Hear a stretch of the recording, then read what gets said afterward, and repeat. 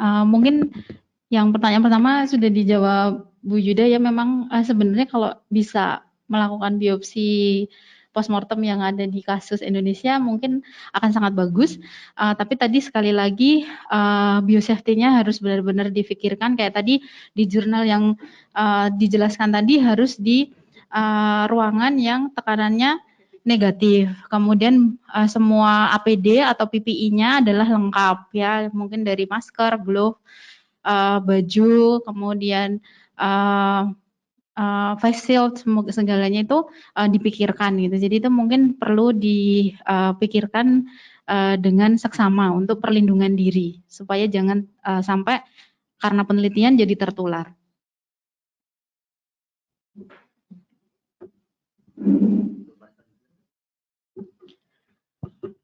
Pertanyaan selanjutnya ini cardiac event oleh proses cytokine storm. Oh ya. Dokter, bagaimana?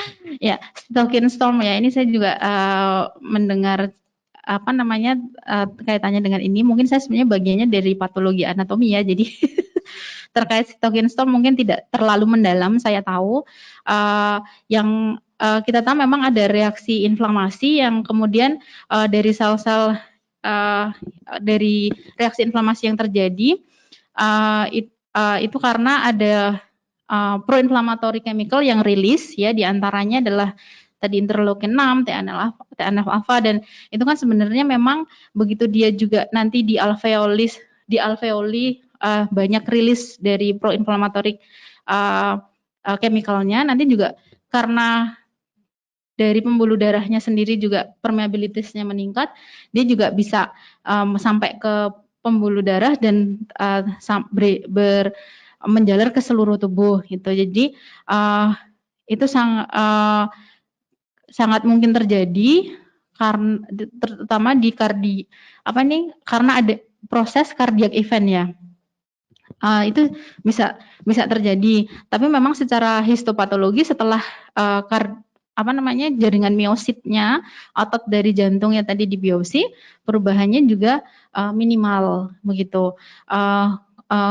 Tapi itu juga bisa terjadi memang di beberapa kasus saat dia terdeteksi secara serologi, terutama karena waktunya singkat, ya. Tapi secara morfologi dia belum berubah, gitu. Tapi secara serologi dia sudah ada kelainan. Itu sangat mungkin terjadi karena biasanya perubahan morfologi memerlukan waktu yang lebih lama, gitu. Kenapa di COVID itu mempengaruhi seluruh tubuh juga karena juga tadi selain memang ada banyak produksi sitokin yang terjadi, itu kan juga menimbulkan reaksi inflamasi di seluruh tubuh. Kemudian juga memang di vaskuler itu memang terutama di kapiler untuk paru itu memang ada bukti terjadinya mikroangiotrombi juga gitu. Jadi mungkin tidak bisa menjawab secara langsung, tapi ya memang sangat mungkin badai sitokin itu terjadi gitu. Mungkin makanya ada terapi yang untuk anti interleukin 6 ya Bu Yuda. Mungkin Bu Yuda mau menambahkan. Ya. Oke, 2 pertanyaan sudah dijawab. Ada yang lain enggak ya pertanyaannya? Coba kita lihat. Oh, dari Dr. Joko Desono. Satu Mas pertanyaannya. Satu ini pertanyaannya. Atau ada yang lain? Oke. Oh iya. Mungkin monggo ada yang berkenan menjawab. Dr. Joko Desono. Sehingga virus masih terdeteksi positif pada berapa jaringan pasien? Iya, 1 jam. Ya. 1 jam ya. Pada virus yang terdeteksi pada masih positif pada jaringan.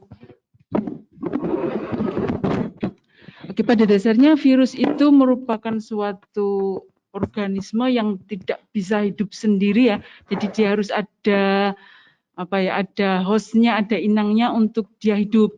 Nah, kalau pada pasien, pada jenazahnya sudah mati, nanti virusnya juga akan ikut mati. Namun memang butuh waktu untuk virus itu untuk mati.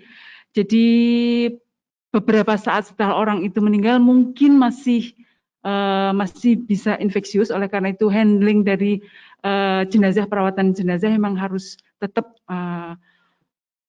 ketat untuk menghindari kemungkinan virus itu masih hidup. Namun kalau nanti akhirnya memang kalau hostnya juga sudah mati, virusnya juga tidak akan mampu hidup lagi.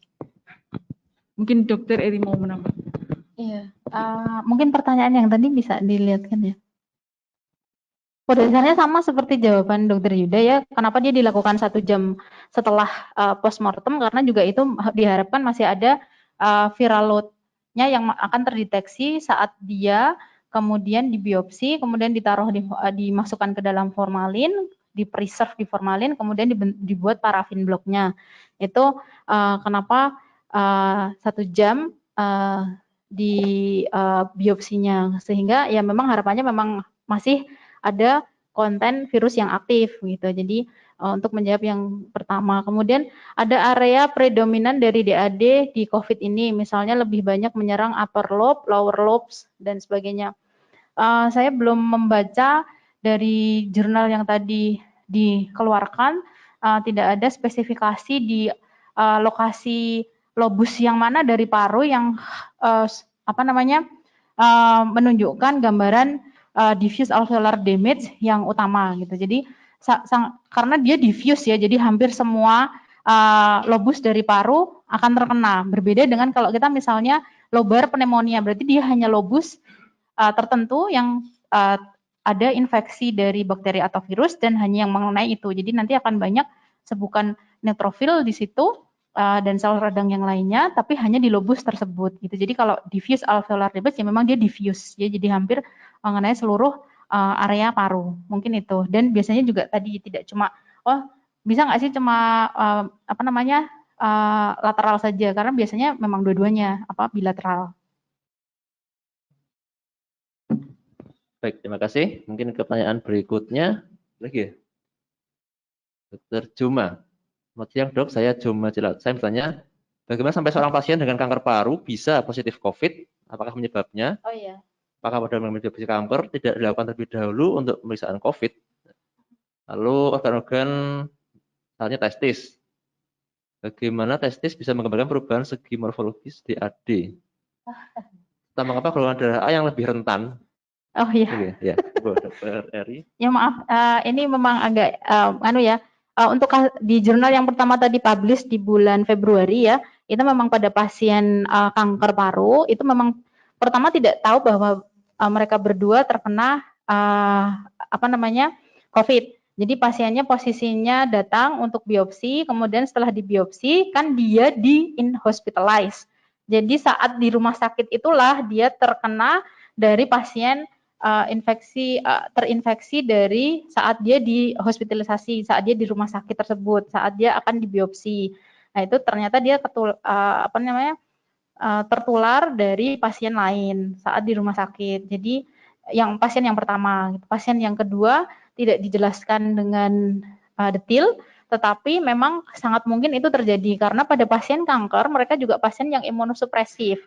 Jadi saat dia masuk ke hospital untuk tujuan yang mungkin untuk biopsi dari penyakit yang mendasarinya, dia masuk ke rumah sakit, dia kondisi imunnya tidak baik karena dia punya penyakit yang mendasari, sehingga dia mudah terinfeksi dari orang lain, di mana di rumah sakit kan juga jelas akan ada pasien COVID yang datang begitu. Jadi itu yang terjadi pada pasien ini, sehingga di awal memang tidak diketahui pasien tersebut terinfeksi COVID. Kemudian pengambilan biopsi kanker tidak dilakukan terlebih dahulu untuk pemeriksaan COVID ya. Untuk beberapa rumah sakit mungkin ada protokol khusus yaitu screening sebelum tindakan untuk COVID gitu. Nah ini saya juga kurang tahu, tidak dijelaskan di rumah sakit ini apakah tidak ada protokol screening COVID sebelum tindakan operasi begitu. Tapi sangat mungkin karena misalnya di rumah sakit, beberapa rumah sakit saja mungkin sangat tergantung ketersediaan kit tesnya gitu. Jadi kalau memang itu tersedia dan protokolnya adalah dicek terlebih dahulu, sangat mungkin bisa deteksi begitu. Tapi pasiennya memang dicek setelah dia proses biopsinya selesai begitu, dan memang positif dari hasil swab nasofaringnya. Kemudian ingin bertanya mengenai organ-organ yang dianalisis, salah satunya testis. Testis bisa menggambarkan perubahan morfologi DAD. Nah, DAD itu hanya di paru ya, karena namanya saja diffuse alveolar damage. Jadi di testis tidak ada alveolar ya, Dek. Gitu. Jadi nanti yang rusak terutama memang di parunya. Secara histopatologi itu terbukti memang organ yang sangat terkena itu adalah dari parunya dibandingkan organ-organ lain, bahkan pada pasien yang punya penyakit mendasari di organ tersebut gitu. Jadi kalau DAD ya hanya di paru gitu, jadi bukan di organ yang lain. Jadi gambaran morfologis khusus untuk paru. Mungkin begitu jawabannya. Oh, aduh banyak banget ya. Ini yang golongan darah A. Ini memang kalau di penelitian ini kebetulan yang terakhir itu apa namanya? Itu terkait saya mekanisme yang mendasarinya juga belum apa namanya, belum definitif ya. Tapi dugaannya dari pembahasan yang di jurnal itu memang ada reaksi dengan apa namanya, antigen A ya gitu. Jadi dibandingkan dengan yang lain kan ada reaksi aglutinin. Nah itu dia mudah pada pasien dengan golongan darah A dia lebih rentan gitu. Tapi definitifnya kenapa mungkin perlu diteliti lebih lanjut. Masih dugaan gitu ya untuk mekanismenya. Oke, mungkin ada lagi ya. Nah, pertama Dr. Jelly, dengan DAD bagaimana sebaiknya pemberian oksigen kepada pasien? Lalu yang kedua apa lagi ini? Karakteristik histologik yang sudah sembuh ada atau tidak? Ya, terima kasih. Mungkin memang ya dokter PA itu kelihatan seperti klinisi ya. Terus terang kalau untuk protokol terus terang kalau dokter PA kita ketemu pasien ya, saat kita melakukan aspirasi jarum halus kita melakukan langsung di pasien, jadi kita berkomunikasi dengan pasien, kemudian melakukan rapid onset examination pada pasien paru itu juga sampai saat ini kita masih melakukan dan ketemu pasien ya, tapi tidak langsung dan tidak menerapi karena kita hanya mendiagnosis gitu. Mungkin itu yang perlu saya garis bawahi. Jadi mungkin untuk DAD karena tadi memang ada ini yang menyebabkan gangguan pernafasan pada pasien mengalami sesak nafas, terganggu pertukaran O2 CO2-nya karena tadi ya sangat rusak alveolusnya. Itu bagaimana cara pemberian oksigennya? Ya, pasien begitu ada gangguan sesak nafas memang harus diberi pasokan oksigen ya. Jika itu masih mungkin dengan itu istilahnya apa? Kanul oksigen ya? Atau dengan mask oksigen, itu bisa dengan itu kalau dia memang tidak terlalu parah ya. Semoga ini dokter paru memaafkan saya kalau misalnya salah. Kemudian saat terjadi gangguan pernafasan yang sangat-sangat berat itu perlu diintubasi begitu.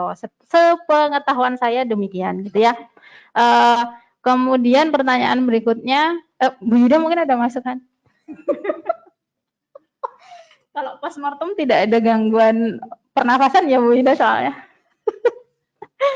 Untuk case report yang membahas karakteristik histologi pada pasien yang sakit dan sudah sembuh. Kira-kira ada perbaikan dari diffuse alveolar damage pada pasien yang sudah sembuh. Ini menarik ya. Masalahnya kita saja dapat sampelnya dari pasien yang sudah meninggal gitu ya. Untuk melakukan biopsi itu pada pasien hidup itu cukup susah ya untuk paru. Untuk pasien yang kanker saja kita itu seringnya pakai biopsinya jarum ya, bukan biopsi yang diambil jaringannya utuh begitu. Kadang dengan core biopsi terus juga membantu, tapi juga jumlahnya sedikit dan dibandingkan core biopsi dibandingkan aspirasi jarum biasa itu lebih sering aspirasi jarum biasa dan kita dapatnya sel-sel ya, bukan jaringan gitu. Itu sudah sangat bersyukur ya bisa dapat gitu. Kalau pasiennya normal atau sembuh mau dibiopsi belum tentu bersedia gitu ya. Itu pun yang tadi bersedia dibiopsi biasanya pasien yang memang dia ada lesi ya, entah itu mungkin penegakan tuberkulosis atau kanker yang perlu didefinitnya dari jaringan atau sitologi itu baru dibiopsi. Saat pasien sudah sembuh, biasanya hanya kalau COVID terutama kan dites saja ya, dites 2 kali apakah dia sudah negatif gitu. Kemudian mungkin dirasa untuk melakukan biopsi pada pasien yang sudah sembuh itu agak too much mungkin ya, dan belum tentu ada yang mau. Tapi jika ada yang mau melakukan penelitian dengan skenario seperti itu ya mungkin akan sangat keren gitu ya. Reversible atau irreversible ya? Gimana? Oh, DAD itu nanti proses terakhirnya fasenya adalah fase fibrosis ya. Jadi pasti masih ada sisa, kalau disembuh pun dapatnya ya mungkin fibrosisnya begitu. Mungkin bisa menjawab pertanyaan di sini. Jadi kalau DAD-nya sembuh hasilnya nanti didapatkan gambarannya fibrotik pada alveolus. Iya, kalau di biopsi. Oh iya. Iya, maksudnya perkiraan ya. Iya, perkiraan. Itu, ya. Iya, perkiraan atau mungkin kalau tidak dengan manusia bisa dengan hewan coba ya mungkin itu bisa gitu. Tapi kalau untuk pasien itu memang mungkin agak kesulitannya di situ. Tapi kalau bisa melakukan ya tadi mungkin bagus, tapi ya prediksinya sesuai fasenya tadi ya, dari akut proliferatif sampai dia fase fibrosis yang terakhir fase ketiga ya mungkin dapatnya nanti banyak scarring atau fibrosis pada alveolusnya gitu. Jadi apakah benar-benar DAD itu akan sembuh gitu ya, tetap ada scarringnya.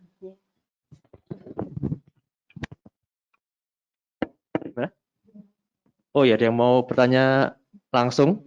Oh ya. Dr. Ladina Rumapar, kami persilakan.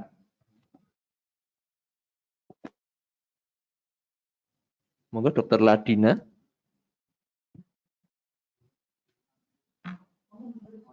Oh iya. Mohon Dr. Ladina mengeklik icon unmute ya, gambar mikrofon merah tolong diklik. Nah, sudah. Ya, Terima kasih. Kedengaran? Ya, terdengar, Dok. Oke, mungkin Ya. bisa membantu menanggapi yang pertanyaan Jelly Fecalorosa. Saya sendiri sih patolog, jadi bukan anestesi atau paru, tapi kalau mungkin secara ilmu mungkin untuk pemberian oksigen mungkin bisa pakai ventilasi tekanan positif. Jadi biasanya pakai bagging atau ventilator begitu dokter, mungkin. Jadi tapi untuk informasi yang selengkapnya mungkin bisa konfirmasi dengan klinisi paru atau anestesi. Demikian. Ya, terima kasih masukannya Dokter Lydia ya. Ya. Ladina saya dokter. Ladina ya.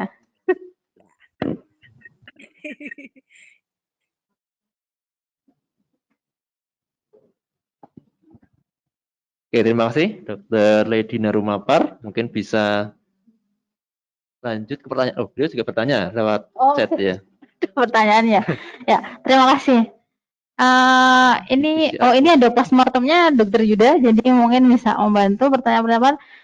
Di PCR masih positif, berarti postmortem masih bisa menular.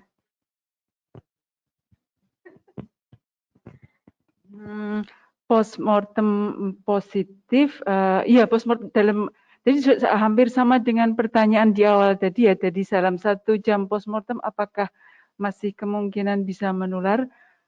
Ya, jadi untuk dalam waktu yang postmortem yang short mungkin masih ya itu ya. Tapi setelah sudah lama mungkin sudah tidak menular lagi. Jadi virusnya ada, tetapi sudah tidak menular lagi. Jadi masih bisa, PCR-nya masih bisa positif. Kemudian gambaran HPA-nya, maaf dok, terima kasih Dokter Ladina. Iya, kalau untuk gambarannya tadi memang khas adalah yang DAD, walaupun pada infeksi virus lain yang tadi kan kalau yang sekarang kan COV2 ya, yang sebelumnya kan memang yang SARS itu gambarnya juga sama, itu di DAD, yaitu gambaran khas diffuse alveolar damage pada acute respiratory syndrome. Kemudian pemeriksaan histopatologi lanjutan setelah histo-PA ya. Nah, itu histo-PA itu tadi dilakukan pada yang postmortem, bukan pada pasien yang hidup begitu. Jadi biasanya kalau untuk pasien yang hidup pemeriksaannya ya dari cukup ada copy number dari virusnya atau tidak yang terdeteksi misalnya dengan rapid test gitu kan. Kemudian bisa dikonfirm dengan swab nasofaringnya gitu. Jadi itu mengkonfirmasi tadi tujuannya memang untuk meneliti dan melihat perubahan struktur morfologis pada pasien yang terinfeksi sehingga dilakukan pada pasien yang meninggal.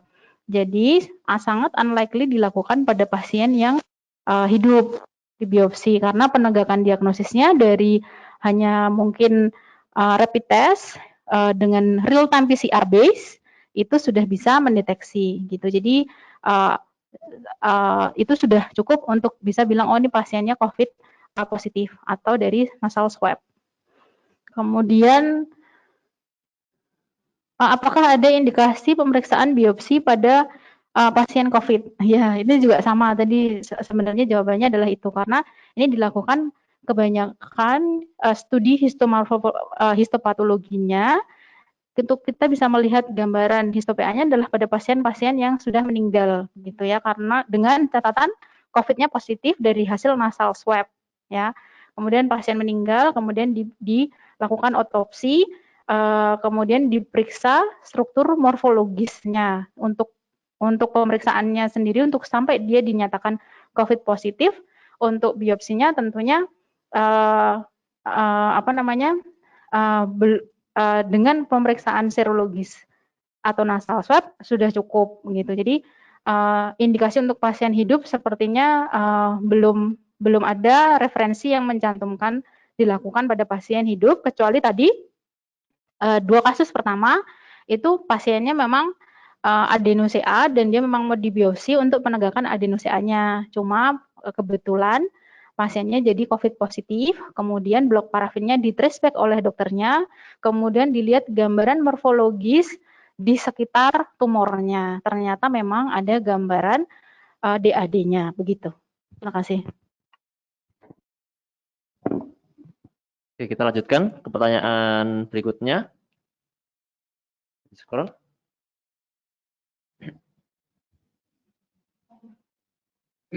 Pertanyaan lanjutan dari Putri Dianita. Itu yang tadi ya.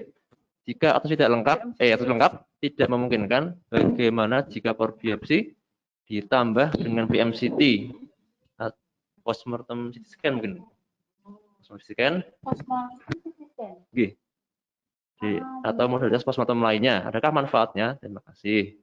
Halo, Dokter Randy. Oh ya, langsung jawab. Lalu yang Dokter Randy Singgih, banyak yang mengatakan kematian COVID-19 terjadi pada pasien dengan komorbid HT, geriatri, obesitas. Oh, ini apa tuh? Oh, apakah mungkin nanti dapat ditemukan hasil cukup bermakna pada organ selain paru pada biopsi postmortem? Ya. Jawab yang pertama tadi ya. Jadi karena otopsi pada pasien dengan COVID memang risikonya cukup besar untuk penularan.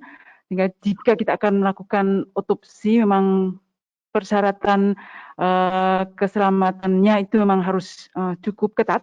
Nah, oleh karena itu ini usulan kalau ditambah dengan PMCT ataupun radiografi atau radiologi lainnya, saya kira itu sangat bermanfaat. Jadi kita bisa melihat kerusakan organnya tanpa membuka langsung. Jadi saya kira itu sangat membantu untuk bisa mendapatkan gambaran yang didapat dari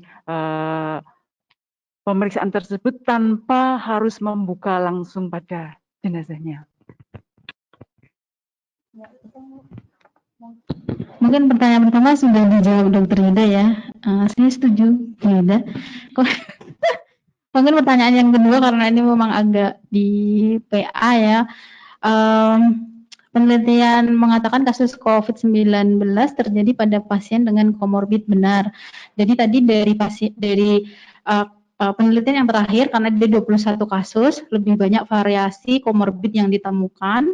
Itu memang tadi ditemukan pada pasien hipertensi, obesitas, dan lain-lain. Nah itu apakah mungkin nanti dapat ditemukan hasil yang cukup bermakna pada organ selain paru? Nah dari penelitian yang tadi 21 kasus, itu memang ada perubahan morfologis yang terjadi misalnya pada ginjal yang tadi disebutkan ya.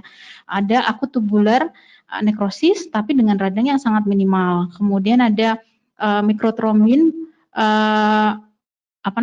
penumpukan trombin, deposit trombin pada glomerulus tapi juga minimal gitu. Kemudian kalau dilihat dari organ lain, otak itu juga kalau di jurnal yang terakhir juga menyebutkan perubahannya minimal dari semua kasus yang disebutkan. Mungkin hanya sedikit sel radang. Kemudian liver juga demikian. Tadi tergantung apakah ada penyakit yang mendasari kayak di kasus jurnal yang tadi diterangkan oleh Dr. Yuda. Tadi ada ditemukan nodul sirosis, tapi pasiennya memang ada sirosis gitu. Kemudian di pasien yang lain tadi ditemukan hampir semua pasien terjadi penurunan jumlah limfosit, tapi pada pasien yang ada CLL-nya dia meningkat. Gitu. Jadi ada variasi tergantung dari penyakit yang mendasari.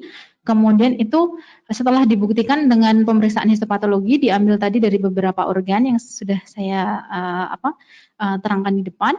Itu perubahannya memang tetap minimal gitu. Jadi tetap yang dampaknya paling besar dari pemeriksaan histopatologinya itu ya parunya gitu dengan gambaran DAD. Walaupun ada 1-2 kasus yang ternyata hanya menunjukkan meskipun dia COVID positif hanya menunjukkan kongesti pembuluh darah kapiler yang ada di paru. Mungkin begitu. Ya. Bisa dilanjutkan lagi? Diteruskan nggih. Yang dua dulu. Dr. Jumardin, apakah kelainan histopatologi baru pada COVID-19 bersifat reversibel? Oh, tadi udah ya, tadi sudah dijawab tadi nggih? Tadi sudah dijawab ya, tetap memang ada fase fibrosisnya, tapi ya tetap muncul scarringnya itu yang di paru ya masih akan bersisa, jadi mempengaruhi kerja paru. Karena paru kalau normal kan memang dia alveolusnya tipis-tipis dengan fibros yang tipis minimal begitu. Begitu ada infeksi ini memang jadi scarringnya lebih banyak. Tentunya ini mengganggu elastisitas dari saat dia exchange gas terjadi. Ya, Bu. Pertanyaan berikutnya dari mungkin dua ini sama dua ini. Oh, jadi pneumonia dengan COVID-19 atau infeksi virus lain kira-kira ada persamaan atau tidak? Oh ya. Dua pertanyaan kayaknya sama Ya, terima kasih. Ya mungkin memang diferensial diagnosis untuk infeksi COVID adalah infeksi virus yang lain gitu. Jadi kayak gambaran DAD bisa ditemukan dari infeksi virus yang lain. Jadi makanya untuk penegakan diagnosisnya itu kan tadi tetap pasiennya di awal dicek dengan nasal swab untuk apakah dia positif COVID atau tidak. Tapi gambarannya dia memang menunjukkan diffuse alveolar damage atau kerusakan alveolus yang diffuse begitu. Jadi apakah gambarannya bisa menyerupai infeksi virus lain? Iya, bisa. Karena gambaran dari COVID-19 secara histopatologi itu adalah gambaran dari ARDS tadi DAD ya, diffuse alveolar damage dengan gambaran mungkin pneumonia. Jadi kalau pneumonia tadi bisa bronchopneumonia dengan misalnya alveolusnya banyak disebut radang, neutrofil utamanya misalnya. Kemudian tapi kalau pneumonia kan biasanya cepatnya sembuhnya cepat. Ya, kemudian kalau baru pneumonia juga hanya mengenai lobus tertentu saja. Kalau bronchopneumonia mungkin lebih difus, tapi tidak ada gambaran tadi pembentukan membran hialin dan sebagainya gitu. Jadi bisa di DD dengan infeksi virus yang lain. Jadi kalau secara histomorfologi memang bisa ada kemiripan karena sama menunjukkan fase yang tadi ya, fase akut, proliferatif dan fibrotik. Nah, kemudian yang tadi untuk menegakkan ya apa ya tadi dengan misalnya kalau pada COVID dia dicek secara real time PCR apakah ada virusnya positif atau tidak di pasien tersebut untuk COVID. Mungkin begitu. Ada tambahan mungkin Dokter Yuda? Ya, Dokter Emilia juga hampir sama gitu. Histopatologinya mungkin Dokter Emilia, apakah histopatologinya dapat dibedakan dengan pneumonia et causa COVID dengan et causa yang lain? Iya, tadi beda ya. Kalau hanya lobar pneumonia dan pneumonia gambarannya bukan DAD, ya lebih ke infeksi, lebih ke nanti banyak gambaran alveolus yang disebut neutrofil, limfosit, sel radang lainnya begitu. Sedangkan kalau DAD memang khas ada gambaran alveolus yang rusak dan damage, tapi pneumonia bisa ditemukan pada infeksi virus COVID juga. Jadi bisa superimpos dua-duanya terlihat begitu. Tapi kalau hanya common pneumonia mungkin tidak muncul tadi yang gambaran DAD. Ya, mungkin masih agak banyak ya. Nanti mungkin dari pertanyaan-pertanyaan yang sama akan kita jawab salah satu saja. Jadi kita teruskan dulu gitu. Nanti kita bagaimana? Moderator. Ya, kita coba jawab satu persatu. Jika nanti ada yang sama, kita mungkin skip ya. Gitu. Jadi Dokter Juma sudah belum ya? Belum. Apakah pasien yang pernah positif COVID-19 dapat positif kembali setelah hasil tesnya sudah dinyatakan negatif dan bisa dikatakan sembuh? Iya. Oh, Bu Yuda ada referensi mungkin untuk? Iya, saya juga cuma baca saja. Kebetulan katanya ada yang setelah sembuh bisa terinfeksi lagi. Itu yang kasus di Cina ya. Iya, saya juga sempat baca itu, tapi referensi definitifnya saya belum menemukan gitu. Apa mungkin ada kaitannya dengan adanya beberapa tipe dari COVID, mungkin tipe A, B, C, jadi mungkin awalnya kena A, kemudian yang second-nya mungkin kena B atau C? Berarti terkait pembentukan imunitas yang spesifiknya ya. Mungkin juga sebenarnya bukan ranah saya menjawab gitu. Iya, tapi mungkin ya kalau dengar ya kemarin mendengar kasus yang sudah dinyatakan sembuh kemudian reinfected lagi. Itu sempat membaca ya. Ini kemudian kalau misalnya pertanyaan itu kalau misalnya sudah sembuh kok dia misalnya terinfeksi kembali oleh virus yang sama, itu berarti akan ada penelitian yang menggunakan serum yang mau didonorkan, berarti itu nanti mungkin tidak bisa berjalan ya?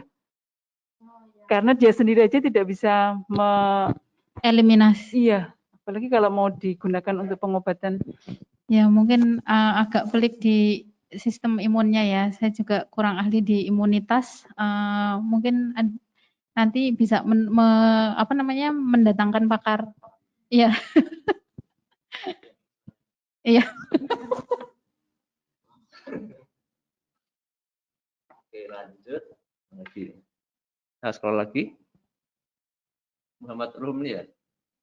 Evaluasi, lalu evaluasi sudah sembuh, setelah sembuh dari COVID-19, apakah bisa dievaluasi dengan scan paru, pre dan post infeksi? Ya, ini juga harusnya mungkin yang kompeten menjawab dari radiologi ya. Iya. Tapi memang biasanya diperiksa sebelum sesudah sih ya untuk mengecek. Tapi saya nggak tahu apakah harus dengan CT. Apakah foto rongsen biasa itu juga sebenarnya sudah cukup karena kan CT juga mungkin lebih mahal ya. Iya. Mungkin yang lebih berkompetensi menjawab dari radiologi ya. Tapi kalau secara ini juga ya memang sebaiknya dicek sebelum sesudah itu gambarannya seperti apa karena kan memang jelas untuk diagnosis salah satu parameter yang bisa dicek adalah tadi gambaran rongsen parunya ada konsolidasi atau tidak. Jadi kalau itu sudah menghilang kan mungkin bisa dievaluasi setelah proses sembuh itu.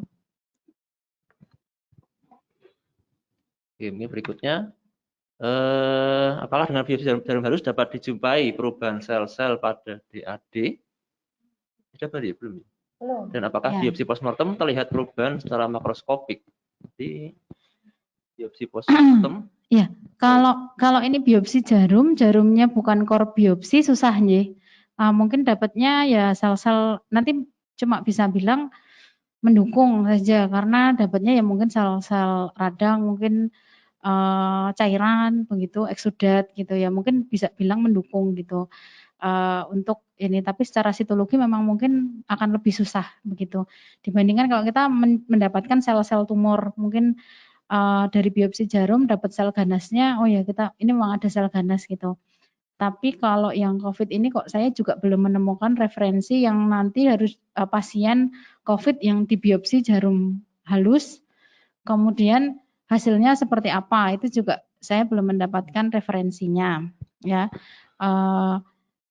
Kemudian untuk biopsi postmortem terlihat perubahan secara makroskopik. Ya, tadi sudah dijelaskan di jurnal-jurnal yang tadi, ya 4 jurnal sebelumnya yang publish hingga bulan Mei ini, ya memang ada perubahan morfologis atau mikroskopis yang terjadi. Kalau perubahan makroskopisnya tadi ada satu slide yang saya tampilkan ya. Makroskopis itu jaringan Bu Yuda. Ya. Nah, needle ya enggak bisa. Nah, ini kan biopsi postmortem tidak disebutkan biopsi jenisnya apa. Iya, iya Nji. Kalau dikeluarkan jelas bisa ya, Bu Yuda juga setuju, tapi kalau dari jarum juga susah. Kemudian itu tadi makroskopisnya tadi terlihat saat dia sudah dikeluarkan semua. Soalnya kalau makroskopik dari core needle biopsi itu cuma kecil banget ya. Itu mau dinilai juga ya kayaknya jaringan aja panjang, bentuknya jarum gitu. Bentuknya memanjang kecil, akan susah dinilai secara makroskopik ya. Kalau tadi di otopsi semua, yang tadi di jurnal yang terakhir, di paper yang terakhir, itu tadi terlihat ya ada gambaran pneumonia dan ada alveolus yang tadi membrannya menebal. Mungkin itu. Yeah. Oke, Dokter Yamza. Untuk Dokter Eri. Ya. Aduh, spesifik ya. Destroy tulang. Iya. Seperti TB, lalu reinfeksi atau reaktivasi. Iya, terima kasih Dokter Rian Mirza. Untuk COVID berisiko, tadi sudah saya sebutkan memang ada karena gambarannya adalah DAD. Memang alveolusnya secara diffuse akan rusak begitu, kemudian saat dia terjadi proses penyembuhan ada scarringnya. Jadi mungkin memang ada kerusakan dari paru yang akan fungsinya mungkin tidak akan seperti sebelumnya begitu saat dia memang bermanifestasi severe gitu. Jadi itu kemungkinan bisa terjadi. Kemudian second wave COVID yang masih kontroversi apakah reinfeksi atau reaktivasi. Nah, itu saya juga Dokter Ida mau menjawab mungkin. Itu saya juga tidak yakin ya untuk menjawab apakah itu memang reinfeksi atau reaktivasi gitu. Karena tadi juga mungkin ada beberapa teori bahwa oh ya itu bisa terinfeksi lagi dengan virus yang sama atau memang strainnya berbeda gitu. Karena ada perubahan dari strain virusnya misalnya. Nah, ini yang saya juga belum membaca referensinya, jadi saya takut menyesatkan malahan gitu. Jadi mungkin ditampung untuk webinar berikutnya ya Dokter Dite. Kemudian sudah ada report tentang histopatologisnya, Dok. Oh ya, tadi itu sudah disebutkan Oh, kalau second wave belum ada. Ya, tadi itu dapat pasien 21 dari kasus yang first wave saja kayaknya udah luar biasa. Ya, ya terima kasih. Lanjut. Raja Alfat. Ini dari Arab Saudi ya.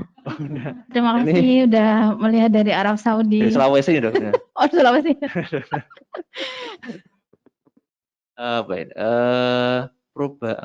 Perubahan patologi nasofaring dibandingkan dengan jaringan lain. Nasofaring apakah sudah ada, Dok? Dan Oh, apakah ya. mengenai perbaikan penyembuhan dengan biopsi? Nasofaring saja, karena mungkin biopsi Iya, organ mungkin dalam agak perubahan sulit. signifikan pada nasofaring. Nah, ini terus terang belum membaca secara detail untuk referensinya, tapi insya Allah apa namanya, coba nanti saya carikan ya. Tapi kalau tidak ada sumbernya, memang tidak berani untuk apa banyak memberikan apa asumsi gitu.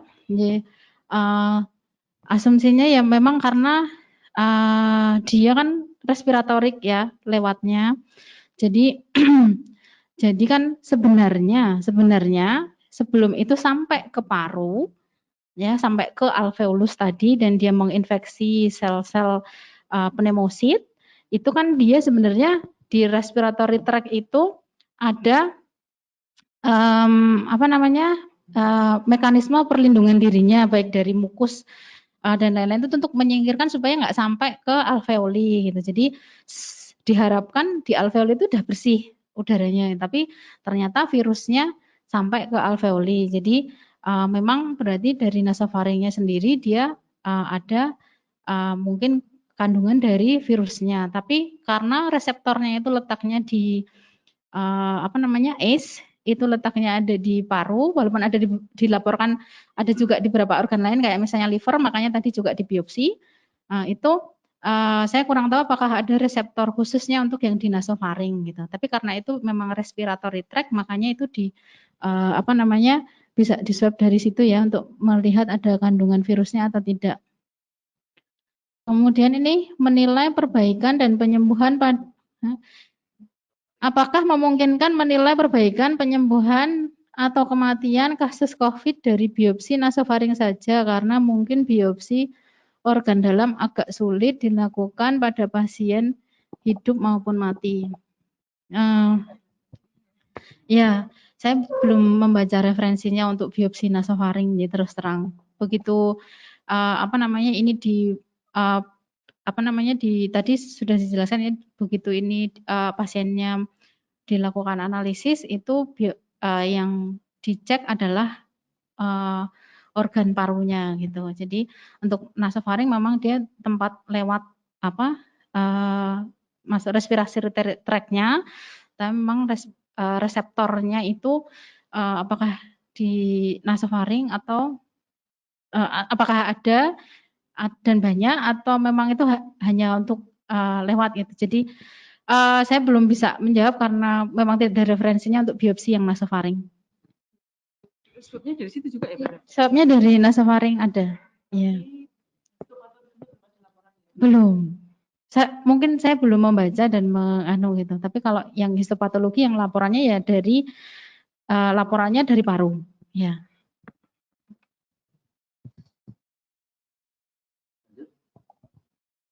Tertatin. Contoh gambaran fototoraks pasien yang dilakukan biopsi. Apakah ada korelasi dengan temuan histologisnya? Jadi pada artikel yang kami bacakan di awal tadi, memang dia pada penelitian ini menunjukkan hasil biopsi postmortemnya, kemudian hasil pemeriksaan pada saat dia masih hidup dikonfirmasikan, dicocokkan dengan dari medical recordnya. Gambaran fototoraknya tadi didapatkan adanya pada case nomor 3. Pada case nomor 3 ini didapatkan hasil X-ray-nya ada bayangan high density di kedua parunya. Kalau pada kasus ini menunjukkan ya lebih prominent di lobus yang bawah. Dan ini pada pemeriksaan ronsen yang follow up-nya setelah beberapa hari itu menunjukkan gambaran yang memburuk beberapa hari sebelum pasien ini meninggal dunia. Jadi biopsinya, hasil biopsinya tadi didapatkan konsisten dengan DAD dan gambaran radiologisnya adanya tadi bayangan patchy high density. Demikian mungkin yang dari artikel ini ada pada kasus C1. Habis? Oh iya. Baik, karena sudah tidak ada lagi dan juga sudah menunjukkan pukul 11.41 ya. Ya mungkin pertama-tama saya sebagai moderator akan menyimpulkan pertemuan pada siang hari ini. Oke, jadi ada banyak pelajaran dan juga inspirasi dari kasus COVID-19 ini yang bisa dikatakan masih baru. Jadi akan ada banyak yang bisa dipelajari dari kasus ini. Seperti itu. Mungkin di kedepannya bisa dilakukan mungkin semacam webinar serupa atau mungkin yang lebih advance lagi dengan tema yang berbeda. Atau mungkin juga jika ada para peneliti ya di tempat lain yang ingin meneliti dengan tema-tema lain misalnya terkait dengan keparahan, lalu gambaran-gambaran radiologis maupun patologis ya. Lalu juga mungkin terkait dengan otopsi itu masih banyak perlu dipelajari seperti untuk wawasan kita di pelayanan kesehatan seperti itu. Oke, mungkin dari saya cukup. Dokter Aria, Dokter Ida ada tambahan mungkin? Ya. Jika tidak ada, kita akhiri. Ya, semoga bermanfaat untuk kita semuanya. Terima kasih. Kurang lebihnya mohon maaf. Wassalamualaikum warahmatullahi wabarakatuh.